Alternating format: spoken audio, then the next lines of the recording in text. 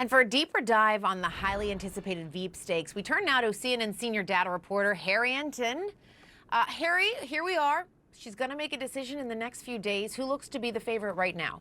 Yeah, who looks to be the favorite at this particular point? You know, you went through some of those contenders. Who right now is the favorite? This is the chance of being Harris's vice presidential running mate. This is based on betting market odds, but I think it lines up very well with the conventional wisdom at this point. And that is the far and away front runner is Josh Shapiro at 73%. He, of course, is the governor of the Commonwealth of Pennsylvania. Tim Walz, who has kind of come on a little bit late, the governor of Minnesota at 16%. Mark Kelly, who's sort of flagged a little bit here towards the end at 8%. Andy Beshear, the governor of the Commonwealth of Kentucky at 7%. But I think right here, the big takeaway is it's Josh Shapiro's to lose in a lot of folks' minds. Obviously, it's Kamala Harris's choice, but at this particular point, the smart money is on the governor of Pennsylvania. And why is that, Harry?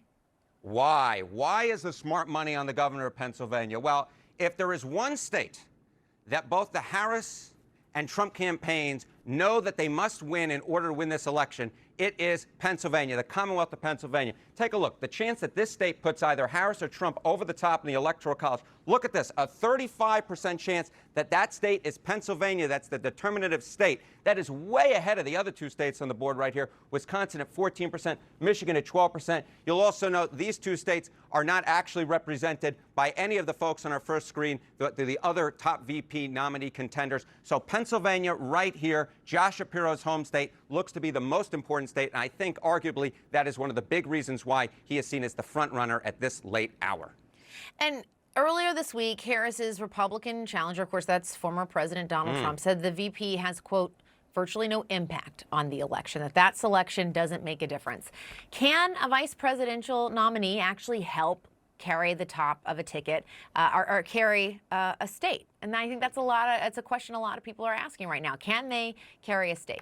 Well, I just want to point out that I think part of the reason Trump made that statement is because his VP choice, J.D. Vance, just fell flat on his feet. He's the first VP nominee coming out of his party's convention with a net negative favorability rating. But nonetheless, it's an interesting question I think we should ask. And I want to note, this is the VP nominee's home state effect. In fact, it's one of the few proven benefits of a VP, all right? It's one of the few proven benefits of a VP nominee. It's, in fact, perhaps the only one that's been proven. Take a look here. So how much can a VP nominee add to their running mate in their home state? Look at this. It's 0.5 to 2 points added to their running mate's margin. Now, you may say to yourself, man, that doesn't seem like a lot. But, of course, keep in mind, how much was Pennsylvania decided by last time around? 1.2 points. How much was Arizona determined by last time around? 1.3 points. So, or 0.3 points, excuse me. So when we're talking about these margins that are just so close in these elections, any small movement can make all the difference in the world. And given that Josh Shapiro is from Pennsylvania, I think that's one of the big reasons why, at this point, he is the front runner. Right, and how Pennsylvania could make such a difference in this race. What kind of electoral track record does Shapiro have there in Pennsylvania? Yeah, obviously, if Josh Shapiro wasn't very popular in Pennsylvania, I don't think that he would be the guy that's being chosen. But look at this. His favorable rating right now in 2024 is 61%. His 2022 winning margin was 15 points. In a state Biden won by just 1 point. So you get a very popular guy in a state that's most likely to be the one that puts either candidate over the top in the Electoral College. As an electoral statistician type of dude, to me, the math is really clear.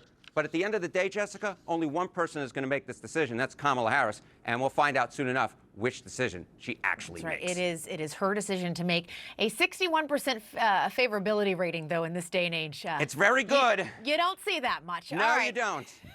Harry Enten, thanks so much. Always good to see you. Nice to see you.